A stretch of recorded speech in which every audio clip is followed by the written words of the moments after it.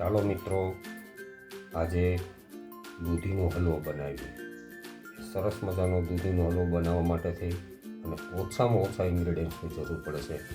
એક અડધી 250 ગ્રામ જેટલી ખમણેલી દૂધી, એક કોથળી દૂધ, એક વાટકી ખાંડ, 2 થી 3 સારી રીતે ખાંડેલી એલચી અને 3 ચમચી ઘી.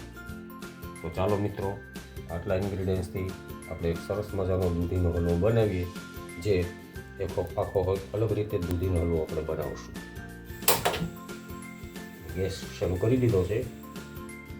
મીડિયમ ટુ ફાસ્ટ ઉપર શરૂઆતમાં ગેસ રાખવાનો છે અને દૂધને સારી રીતે ઉકાળી લેવાનું છે.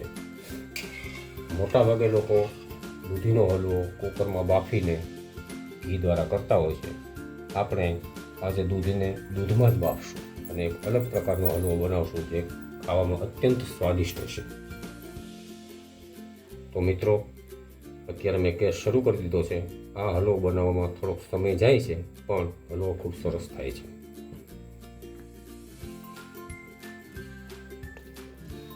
હવે આપણે દૂધ ઉકળી ગયું છે.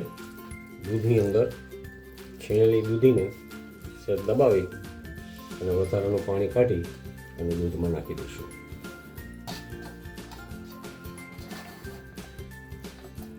આ દૂધી દૂધમાં જ તે પાકી જશે અને સાથે સાથે દૂધની અંદર રહેલું પાણી બળી જઈ અને માવો બની દૂધ અને દૂધીના અંદર ભળી જશે. જે હલવો બનશે એ ખાવામાં એટલો મિત્રો સ્વાદિષ્ટ હશે કે તમને એક વખત એમ થઈ જશે કે હલવો બનાવો દૂધીનો તો આ રીતે જ બનાવો. મિત્રો, દૂધી આપણે દૂધની અંદર નાખી દીધી છે. હવે આ દૂધી છે એ દૂધમાં સંપૂર્ણપણે બફાઈ જાય ત્યાં સુધી થોડી વાર એને હલાવતા રહેવું પડશે. ગેસની ફ્લેમ છે એ મીડિયમ ટુ ફાસ્ટ થોડો સમય રાખવાની છે. દૂધી પાકી જાય અને માવો અંદર ભરવાનો થાય ત્યારે મીડિયમ ગેસ કરવાનો છે. જુઓ મિત્રો, હવે આપણી દૂધી સરસ બફાઈ ગઈ છે અને દૂધની અંદરનું પાણી પણ બધું મોટાભાગનું બળી જવાયું છે. હવે આ સ્ટેજે આટલું ઢીલું હોય ત્યારે એની અંદર ખાંડ નાખી દેવાની છે. મેં અલગથી જ ખાંડ લઈ રાખી છે, એ અંદર નાખી દેવાની છે.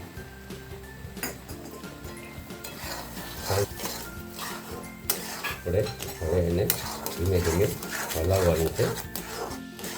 ખાંડનું પાણી થશે એ લગભગ 5 થી 6 મિનિટમાં બધું બળી જશે અને આપણો દૂધીનો હલવો તૈયાર થવાની પાણી ઉપર આવશે ત્યારે આપણે એને ઘીનો પાકો આપશું. જો મિત્રો, હવે આ સ્ટેજે આપણે ખાંડનું બધું પાણી બળી ગયું છે અને આપણો હલવો છે એ ધીમે ધીમે કડાઈ છોડવા માંડે એ માટે આપણે એને ઘીનો પાકો આપશું. મેં અહીંયા 3 ચમચી ઘી લીધું છે. એને જરૂર પૂરતું, જેમ જેમ જરૂર પડે એમ આપણે ઘી ઉમેરતા જઈશું. પહેલાં મેં 1 ચમચી ઘી ઉમેર્યું છે. જો જરૂર પડશે તો બીજી ચમચી, અને તેમ છતાં વધારે જરૂર પડશે તો નાખશું. આ ઘીથી હલવાની ક્વોલિટી છે એ એકદમ સુપર બની જશે. હલવામાં શાઇનિંગ આવી જશે. મારા ખ્યાલથી ફૂડ કલર પણ આમાં વાપરવો નહીં પડે અને હલવો ખાવામાં ખૂબ જ સ્વાદિષ્ટ બનશે. જો મિત્રો, હવે આપણો હલવો તૈયાર થઈ ગયો છે. આની અંદર મેં ઇલાયચી પાવડર નાખી દીધો છે અને હવે આ હલવાને આપણે સર્વ કરશું. જો મિત્રો, આપણો દૂધીનો હલવો તૈયાર થઈ ગયો છે.